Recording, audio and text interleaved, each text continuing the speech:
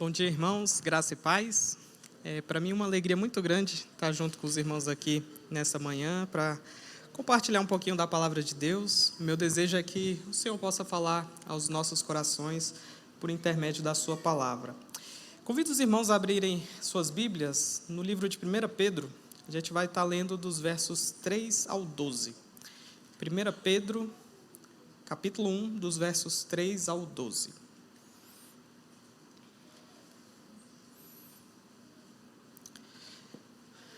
Diz assim o texto: Bendito o Deus e Pai de nosso Senhor Jesus Cristo, que segundo a sua muita misericórdia, nos regenerou para uma viva esperança, mediante a ressurreição de Jesus Cristo dentre os mortos, para uma herança incorruptível, sem mácula, imarcessível, reservada nos céus para vós outros, que sois guardados pelo poder de Deus, mediante a fé, para a salvação preparada para revelar-se no último tempo. Nisso exultais, embora no presente, por breve tempo, se necessário, sejais contristados por várias provações, para que, uma vez confirmado o valor da vossa fé, muito mais preciosa do que o ouro perecível, mesmo apurado por fogo, redunde em louvor, glória e honra na revelação de Jesus Cristo, a quem, não havendo visto a mais, no qual, não vendo agora, mas crendo, exultais com alegria indizível e cheia de glória, obtendo o fim da vossa fé, a salvação da vossa alma.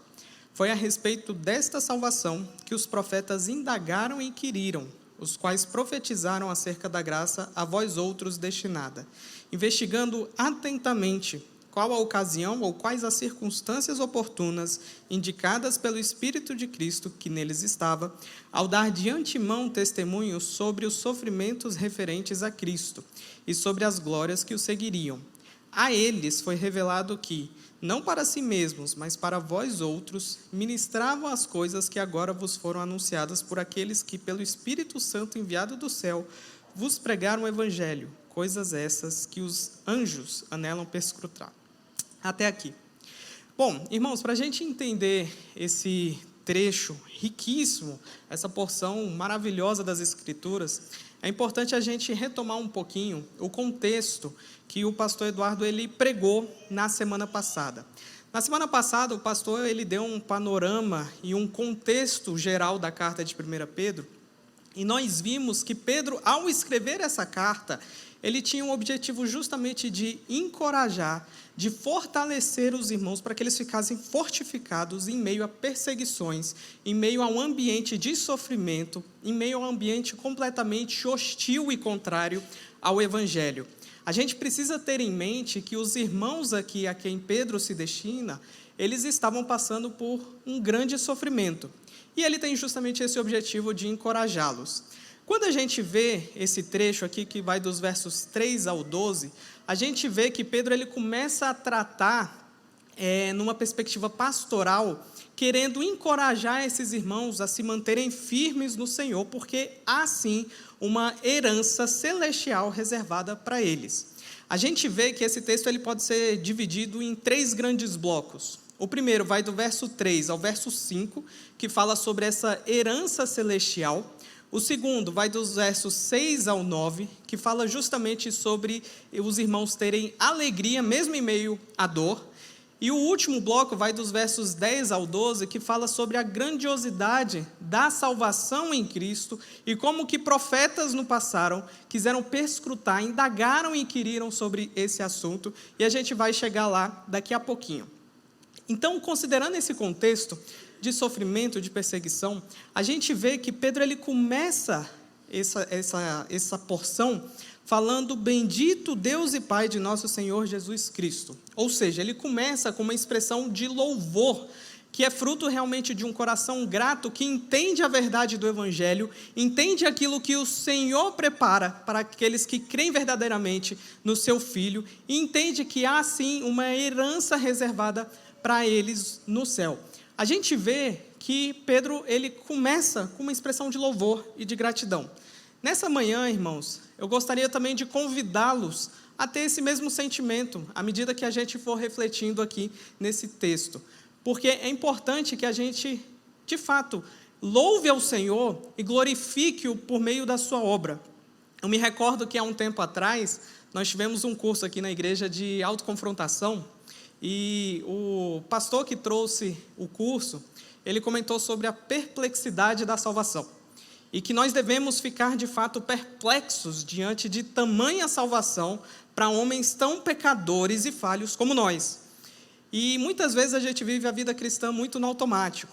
A gente ora no automático, a gente lê a Bíblia no automático, a gente vem na igreja no automático, e a gente perde essa noção da grandiosidade da obra de Deus em Cristo.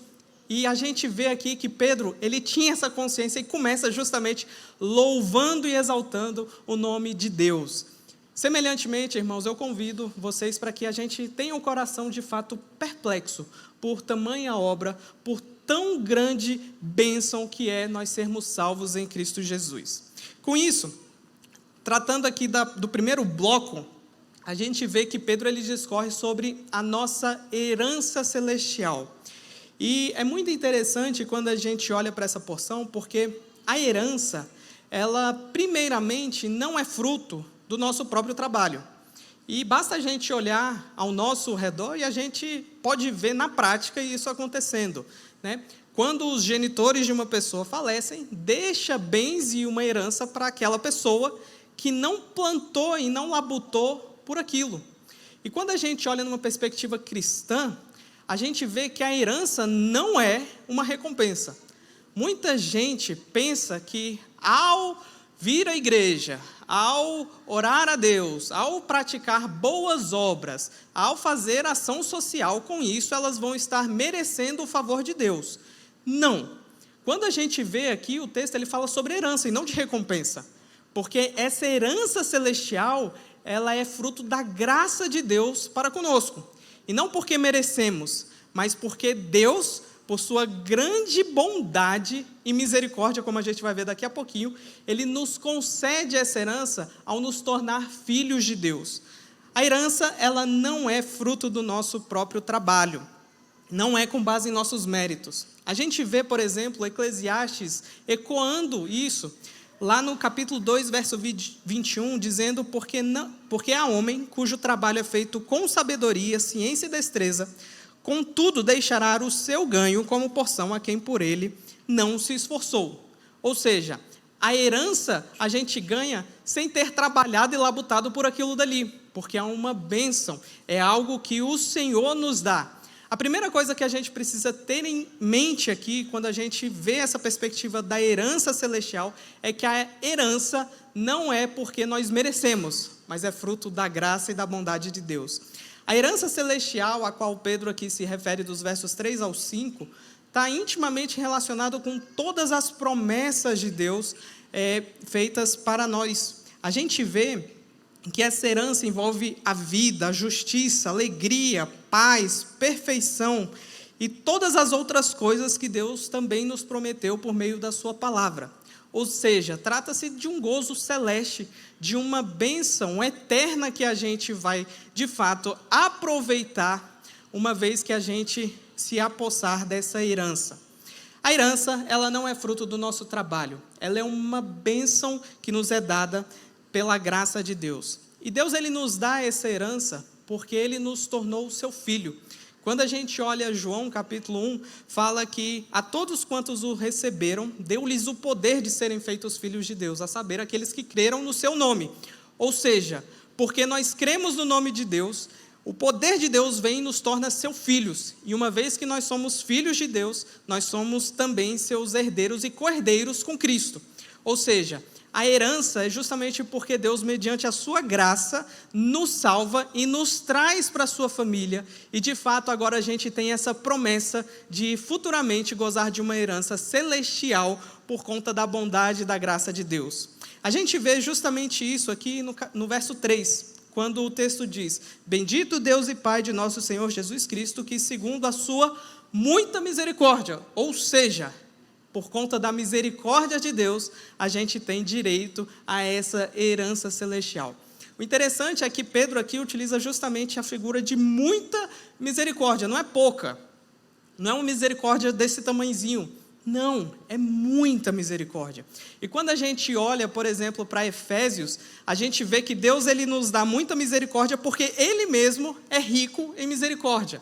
Em Efésios capítulo 2 vai dizer, mas Deus sendo rico em misericórdia, e estando nós mortos nos nossos delitos e pecados, por causa do grande amor com que nos amou, nos deu vida juntamente com Cristo, pela graça sois salvos. Deus ele derrama a sua grande misericórdia sobre as nossas vidas, porque Ele mesmo é rico em misericórdia. E a misericórdia de Deus é derramada nas nossas vidas, independente das circunstâncias que a gente está atravessando. Quando a gente olha aqui para 1 Pedro, a gente vê que os irmãos eles estavam em sofrimento, eles estavam passando por perseguição. E aqui Pedro já os relembra que Deus é um Deus misericordioso. E refletindo sobre isso, me veio à memória o caso do profeta Jeremias. E Jeremias, quando a gente olha no Antigo Testamento, ele teve um ministério longo em que ele anuncia para o povo para que eles se arrependam dos seus pecados, que eles se voltem ao Senhor. Caso contrário, o Senhor levantaria uma nação para julgá-los e exercer de fato um juízo, uma disciplina sobre eles. O povo não se arrependeu, continuou obstinado nos seus pecados. Deus levanta então a Babilônia, que invade o reino de Judá, e Jerusalém é assolada. A gente vê justamente quando Jeremias escreve o seu livro de Lamentações, que ele fica muito triste ao olhar ao redor e ver que todas as coisas estão perecendo, que a glória de Jerusalém havia caído, que as coisas estavam destruídas, e Jeremias tem o seu coração cheio de tristeza e de lamentação por conta disso. Só que, ao lamentar sobre o caso de Jerusalém, do reino de Judá e da sua queda, Jeremias também se lembra da misericórdia de Deus. E em Lamentações capítulo 3, Lamentações capítulo 3, verso 22 ao 23 diz: as misericórdias do Senhor são a causa de não sermos consumidos, porque as suas misericórdias não têm fim, renovam-se cada manhã, grande é a tua fidelidade. Deus, ele é um Deus misericordioso, independente das circunstâncias que estamos atravessando. Os irmãos aqui em 1 Pedro estavam sofrendo, e Pedro já os lembra da grande misericórdia de Deus que é derramada sobre o seu povo. A segunda coisa que a gente vê é que essa herança celestial que nos é prometida, ela é baseada em uma viva esperança. O verso 3 diz, segundo a sua muita misericórdia, Deus nos regenerou para uma viva esperança. Uma esperança que não é uma esperança morta, não é uma esperança sem sentido, mas é uma esperança viva, com propósito. Uma esperança que enche o coração do cristão. E refletindo sobre isso, ao avaliar e olhar um pouquinho para o contexto da igreja, a gente vê que há muitos cristãos que vivem como se não tivessem esperança. Vivem como se não houvesse a promessa de um amanhã glorioso reservado para todos aqueles que colocam a sua fé em Cristo. Muita gente dentro da igreja vive como se não tivesse esperança. E pensam que a vida é somente sofrimento, é somente a dor, e não conseguem enxergar um passo à frente e todas as promessas que o Senhor nos faz por meio da sua palavra. Pedro fala de uma viva esperança. A esperança do cristão, ela é certa. Ela não é uma mera ilusão, mas uma certeza baseada na fidelidade de Deus. É uma esperança viva, uma esperança que é certa, convicta. É uma esperança também transformadora, que nos motiva a viver uma vida santa e dedicada a Deus. Não somente isso, mas também é uma esperança que nos dá alegria em meio à tribulação. E também ela é uma esperança paciente, que nos faz esperar com paciência a realização das promessas de Deus. Devemos viver de forma coerente com a nossa fé. Se a gente prega Cristo e prega que existe um amanhã, como que a gente vive sem esperança? Vive amuado, triste, cabisbaixo, como se Deus não tivesse prometido para a gente um reino vindouro. A gente canta, porque Ele vive, posso crer no amanhã. Mas muitas vezes a gente canta, porque Ele vive, sem alegria no coração. Enquanto que o nosso coração deveria estar cheio dessa esperança, crendo que existe um amanhã, porque Ele vive. Há um amanhã reservado para a gente. A nossa esperança não pode ser uma esperança fria, deve ser uma esperança viva, uma esperança que nos enche, que nos faz transbordar, porque Deus, Ele é um Deus fiel. A gente vê em Romanos 8, quando Paulo está discorrendo ali justamente sobre a criação, e como a criação ela geme e suporta angústias e dor, até a revelação dos filhos de Deus, e ele diz, porque na esperança fomos salvos. Ora, esperança que se vê não é esperança, pois o que alguém vê, como espera? Mas se esperamos o que não vemos, com paciência o aguardamos. A esperança do cristão é justamente da gente olhar para as circunstâncias e não conseguir enxergar, mas crer que existe algo preparado para a gente, essa herança celestial, que nela, na esperança, nós fomos salvos. Devemos viver a nossa vida com esperança. Hoje está muito em alta, assim como no passado, né? Basta a gente olhar a história da igreja, muito alta o estoicismo, a perspectiva de que a vida é um sofrimento, e que você tem que aprender a lidar com o sofrimento. Certamente, crentes e descrentes vão passar por sofrimento nessa vida. E se você passou por essa vida e não sofreu, é porque você não passou. Porque certamente todos que passam pela vida sofrem em maior ou menor grau. E essa perspectiva estoica tem tomado muito aí a internet, a mente das pessoas, com essa perspectiva de que, ora, você vai sofrer, então aprenda a lidar com o sofrimento. E aí você sofre, sem enxergar o motivo do sofrimento, porque a vida é isso, pronto e acabou. O cristão, não cabe esse tipo de pensamento. Na vida do cristão, a gente passa sim por sofrimento, mas na esperança de que existe uma herança celestial reservada para a gente nos céus. Essa esperança deve tomar conta do nosso ser por completo, e a gente deveria, de fato, viver a nossa vida com essa esperança e que isso transborde e enche o nosso ser de uma forma que a gente não consiga se conter e a gente precise propagar essa mensagem. Precisamos viver semelhantemente ao que Pedro coloca aqui, com uma viva esperança. Além disso, a gente vê que essa herança celestial que está reservada para nós, ela se dá por meio da ressurreição de Cristo. Ainda no verso 3, ele fala que Deus nos regenerou para uma viva esperança mediante a ressurreição de Jesus Cristo dentre os mortos. A ressurreição de Cristo, ela é um pilar fundamental da fé cristã. Se você tira a ressurreição de Cristo, você tira completamente a sua obra e tudo aquilo que ele fez, porque ele se torna simplesmente um mártir que morreu numa cruz. Mas justamente porque ele ressuscitou e porque ele vive, nós temos essa esperança de uma herança celestial reservada para nós. A gente vê justamente em 1 Coríntios 15, quando Paulo vai corrigir a visão ali de alguns irmãos na igreja que estavam pregando que não havia ressurreição dos mortos, e Paulo utiliza uma argumentação muito clara que se Jesus não ressuscitou, não existe salvação. E ele diz do verso 17 ao 18, e se Cristo não ressuscitou, é vã a vossa fé e ainda permaneceis nos vossos pecados. E ainda mais, os que dormiram em Cristo pereceram. Se a nossa esperança em Cristo se limita apenas a esta vida, somos os mais infelizes de todos os homens. É justamente porque Cristo ressuscitou que eu tenho a esperança, a expectativa, a certeza de que eu também no futuro vou ressuscitar. Então, se eu morrer e o meu corpo for sepultado, eu não tenho que me preocupar, porque haverá ressurreição dos mortos. E isso é um fato para todos aqueles que têm fé em Cristo Jesus. A ressurreição de Cristo, ela é o pilar da nossa vida cristã, ela é o pilar da nossa fé.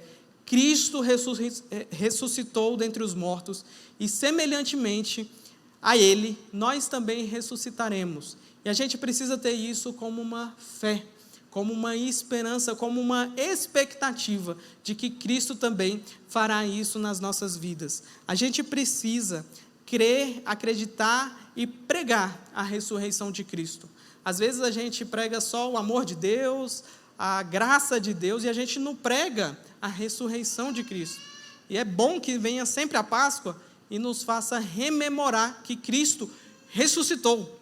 E justamente porque Ele vive, existe a promessa de um amanhã. Cristo ressuscitou. A gente vê no verso 4 que existem aqui algumas características dessa herança celestial que está reservada para nós nos céus. A primeira coisa é que ela é uma herança incorruptível, ou seja, é uma herança que não perece, ela é eterna e ela é permanente. A herança que nos é prometida aqui, ela também é incontaminável. O texto aqui na Ara usa a figura de sem mácula, ou seja, não tem mancha.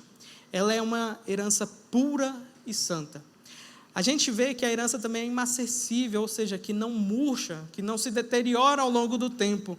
Ela é uma herança eterna e segura. E a gente vê também, no verso 4, que ela está reservada nos céus para vós outros. Ou seja, é uma herança que está segura e guardada por Deus nos céus para nós. Essa é a herança que Deus nos promete. E lendo esse texto, eu fico, Senhor, eu anseio por gozar dessa herança. Uma herança que é diferente de tudo aquilo que a gente conhece. Quando a gente olha absolutamente para tudo que tem nesse mundo, a gente vê as coisas perecendo, as coisas se deteriorando, mas o que nos é prometido aqui é um gozo eterno, uma alegria que não tem fim. É a gente estar todos os dias eternamente com o Senhor, aproveitando e gozando da sua presença. Essa herança que nos é prometida aqui e que Pedro utiliza justamente para rememorar os irmãos. Apesar do sofrimento que vocês estão passando, existe uma herança que está aguardando vocês. Fiquem firmes, fiquem firmes. A herança de Deus, ela nos é dada porque fomos feitos filhos de Deus. Romanos 8, verso 17 e 18 diz, ora, se somos filhos, somos também herdeiros, herdeiros de Deus e co-herdeiros com Cristo. Se com Ele sofremos, também com Ele seremos glorificados. Também com Ele nós seremos glorificados. Essa herança que está prometida para nós. Fiquem firmes. Deus, Ele protege não somente a herança, como também nos protege para a herança. O verso 5 fala que nós somos guardados pelo poder de Deus, mediante a fé, para a salvação preparada para revelar-se no último tempo. Não só a herança está reservada nos céus pelo próprio Deus, como também nós somos guardados pelo poder de Deus. Ou seja, o Senhor, Ele faz questão de nos preservar para que a gente possa também gozar dessa herança. Deus, Ele não guarda só a herança, como também nos protege, nos guarda para gozar dessa herança. É interessante que ele fala aqui sobre a salvação preparada para revelar-se no último tempo. E o emprego aqui da palavra, dessa salvação que será revelada, é um verbo no aoristo infinitivo, que significa ser preparado, estar pronto, indica que a salvação já está preparada para nós. É mais ou menos aquilo que já, mas ainda não. Nós já somos salvos, mas ainda seremos salvos plenamente da corrupção do pecado, e não haverá mais nenhum tipo de dor que a gente vai sentir, porque o Senhor vai revelar essa salvação no último tempo. A gente vê justamente isso, é um já e ainda não. Nós já somos salvos, mas ainda também estamos no processo de salvação. E semelhantemente à figura de Romanos, nós somos justificados pela fé e estamos num processo de santificação contínuo até o momento em que não haverá mais pecado no nosso ser, na nossa vida, porque Deus nos revestirá com um novo corpo e já não teremos nenhum tipo de efeito sobre o pecado. A gente vê justamente que Deus, Ele guarda a herança e nos guarda para a herança. E aí chegamos justamente dos versos 6 ao 9, em que Pedro vai nos exortar aqui para a gente ter alegria apesar da tribulação, apesar da perseguição. E ele começa o verso 6 dizendo, nisso exultais. Nisso o quê? Nessa herança que está prometida. Em tudo isso que eu acabei de falar, nisso tenham alegria, embora no presente, por breve tempo, se necessário, sejais contristados por várias provações. Isso daqui é fantástico. A vida do cristão é muito louca. Como é que em meio à perseguição, em meio à dor, em meio ao sofrimento, Pedro fala, tenham alegria. Quando a gente vê Tiago vai dizer, meus irmãos, tende por motivo de grande alegria o passardes por várias provações. Como assim? Mas eu estou sofrendo, está doendo, não está bom. Tenha alegria. Isso daqui dá um nó na cabeça do descrente que não entende que a nossa esperança não é naquilo que se vê, mas aquilo que se não vê. De forma que aqui a provação, ela tem um propósito muito específico na vida do crente, que é justamente de moldá-lo e de fazê-lo crescer à medida da estatura de Cristo. Deus, ele usa as provações para trabalhar no nosso ser. E Pedro coloca aqui justamente, tenham alegria, embora vocês passem por tribulação, por perseguição. Tenham alegria na esperança que há reservada para vocês. E a gente vê que Pedro ele coloca aqui, embora no presente por breve tempo.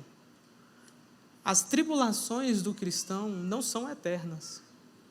Eternamente vai padecer todo aquele que não colocar sua fé em Cristo. Isso sim. Se sua fé estiver em qualquer outra coisa que não Cristo, aí sim, você tem um futuro de eterno sofrimento pela frente. Mas do cristão, não. Do cristão, por breve tempo.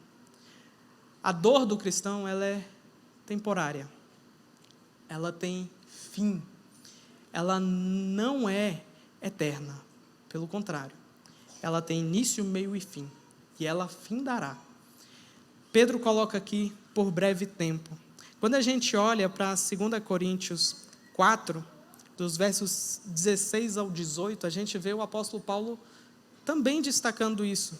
E ele fala, por isso, não desanimamos, pelo contrário, mesmo que o nosso homem exterior se corrompa, contudo, o nosso homem interior se renova de dia em dia, porque a nossa leve, olha que interessante, a tribulação do cristão, ela é leve. Pesado mesmo é você sofrer eternamente no inferno. Aqui na terra, leve. E não somente leve, leve e momentânea tribulação. Ela é curta, ela não é eterna, ela tem fim. Ela não é uma tribulação sem fim. Produz para nós eterno peso de glória, acima de toda comparação.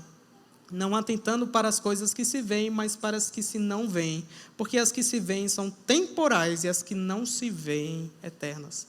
Eterno peso de glória. A tribulação do cristão produz para nós eterno peso de glória. Glória a Deus pela tribulação. Glória a Deus pelo sofrimento. Que alegria sofrer. Porque por meio do sofrimento, Deus trabalha na nossa vida. Deus nos conforma à imagem do seu Filho. Deus nos molda. Deus nos transforma. Glória a Deus pela tribulação.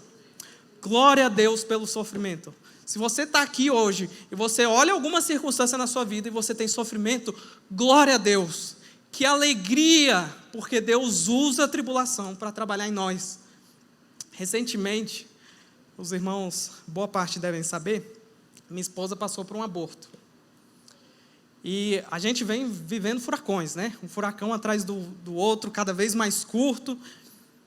E aí, fomos no médico, o médico falou, aguarde para ver se o corpo ele expele naturalmente. Aguardamos, passou pouco mais de uma semana, nada. Fomos na emergência.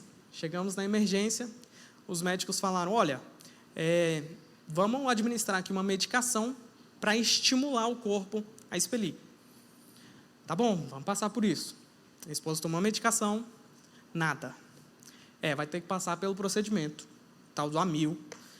E aí, eu me recordo que minha esposa foi para o centro cirúrgico para passar pelo procedimento. E eu estava no quarto, aflito, triste. Senhor, a gente está virando PhD em sofrimento. É um sofrimento atrás do outro. Como assim? E ainda, para melhorar o clima, né? Estava um dia chuvoso, um dia frio. e eu olhei pela janela do quarto do hospital, e aquele clima bucólico, eu falando, Senhor, até quando? Até quando a gente vai sofrer? Pouco tempo depois, o pastor André me liga, foi lá no hospital, orar comigo. Eu falei, pastor, eu fico preocupado. Parece que Deus está moldando a gente, sabe, para algo pior. Será que tem coisa pior pela frente? Vai vir mais sofrimento, vai vir mais dor. A gente passou pelo sofrimento do meu sogro, da minha sogra, agora um aborto, meu Deus. Tem algo pior pela frente. Eu só conseguia pensar nisso. Tem algo pior pela frente. O pastor André foi muito sábio, ele falou, meu irmão, acho que não. Acho que Deus está preparando vocês e está moldando a vida de vocês.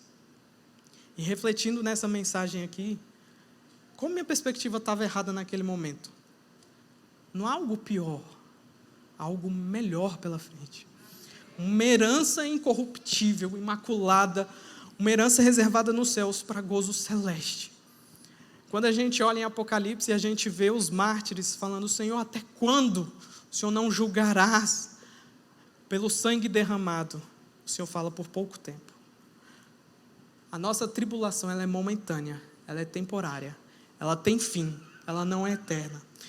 Além disso, ela não é sem propósito, ela visa justamente o crescimento espiritual.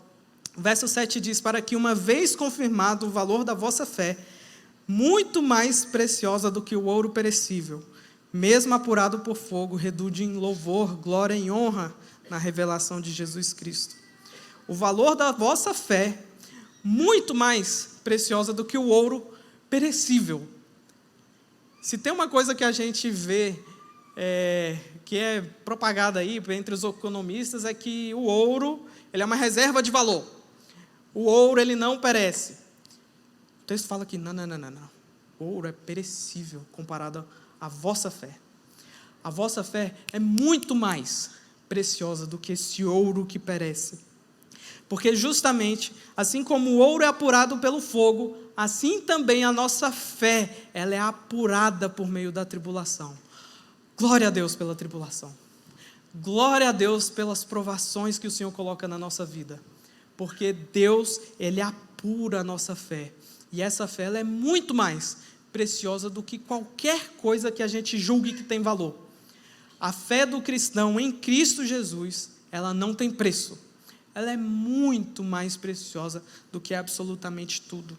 A gente vê também nos versos 8 e 9, que o texto fala, a quem não havendo visto a mais, se referindo a Jesus Cristo, no qual não vendo agora, mas crendo, exultais com alegria indizível e cheia de glória. Opa, alegria indizível e cheia de glória. Alegria em meio à tribulação, por conta de Cristo. A gente vê nos versos 8 e 9 que existe um amor na vida do cristão, que é direcionado a Jesus, e esse amor não se baseia na visão. Eu não preciso ver Jesus. O texto fala, quem não havendo visto, a mais. Eu não preciso que ele esteja aqui, eu vendo e tocando nele, mas eu sei que ele está comigo, e mesmo sem vê-lo, eu o amo. E uma alegria inefável que brota justamente da esperança da salvação.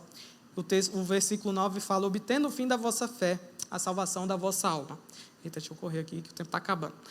Por fim, dos versos 10 ao 12, a gente vê justamente que existe uma grandiosidade da salvação, o qual os profetas do passado quiseram indagar, inquirir, investigar, e mesmo sem compreender na plenitude, eles mesmo assim profetizaram e anunciaram a Cristo. A gente vê, foi a respeito desta salvação que os profetas indagaram e inquiriram, os quais profetizaram acerca da graça a vós outros destinada. Ou seja, os profetas profetizaram sobre essa graça que nos alcança hoje, investigando atentamente qual a ocasião ou quais as circunstâncias oportunas indicadas pelo Espírito de Cristo que neles estava, ao dar de antemão testemunho sobre os sofrimentos referentes a Cristo e sobre as glórias que o seguiriam. Ou seja, esses profetas investigaram e procuraram compreender a circunstância do sofrimento de Cristo e também da glória que seguiriam. A gente vê no verso 12, a eles foi revelado que não para si mesmo, mas para vós outros, ministravam as coisas que agora vos foram anunciadas por aqueles que pelo Espírito Santo, enviado do céu, vos pregaram o Evangelho. Coisas essas que anjos anelam perscrutar. Ou seja, eles revelaram por meio da palavra profética, guiados pelo Espírito Santo, essa graça que seria derramada sobre os nossos corações. E graças a Deus eles não se mantiveram calados, e eles anunciaram e profetizaram sobre essa salvação que nos alcançaria. E aqui o texto fala que coisas essas que anjos anelam perscrutar. Ou seja, até mesmo os anjos ficam perplexos sobre o amor de Deus e a graça de Deus que é derramada sobre a vida do homem, sobre a vida daqueles que ele escolheu, chamou, salvou, regenerou e agora está santificando e trabalhando na vida deles. Até mesmo os anjos anelam perscrutar isso, de forma que os anjos desejam atentar para as coisas relacionadas à salvação dos homens e se maravilham com a graça e o amor de Deus que se manifestam na redenção da humanidade. A salvação é um mistério que transcende o entendimento humano e angelical. Não dá para compreender. Como Deus pode salvar alguém como eu? Eu tenho que ficar perplexo diante disso. Eu tenho que ficar perplexo com a salvação em Cristo. Não tem como compreender. Senhor, não faz sentido. Mas glória a Deus, porque o Senhor me alcançou pela sua graça. Que a gente, semelhantemente aos profetas aqui, que não se calaram, mas anunciaram e profetizaram a palavra de Deus, que nós também possamos anunciar e pregar essa mensagem de salvação, o Evangelho de Cristo, para a salvação daqueles que o Senhor escolheu de antemão. Que sejamos instrumentos nas mãos de Deus para anúncio da sua palavra. Amém? Vamos orar? Senhor Deus e amado Pai, nós queremos, Deus, te louvar e te agradecer pela tua palavra. Glória a Deus, Senhor, porque por meio da tua palavra o Senhor nos encoraja, o Senhor trabalha, Pai, na nossa fé e nos faz também amadurecer. Nós te pedimos que o Senhor aplique essa palavra aos nossos corações, que a gente, Pai, possa ter alegria em meio à tribulação, na esperança de que há uma herança reservada nos céus para nós. E que essa mensagem que nos alcançou, Pai, ela também possa transbordar tanto no nosso coração que nos direcione a pregar o Evangelho e fazer o Senhor conhecido por todos os cantos. É assim que oramos em nome de Jesus. Amém.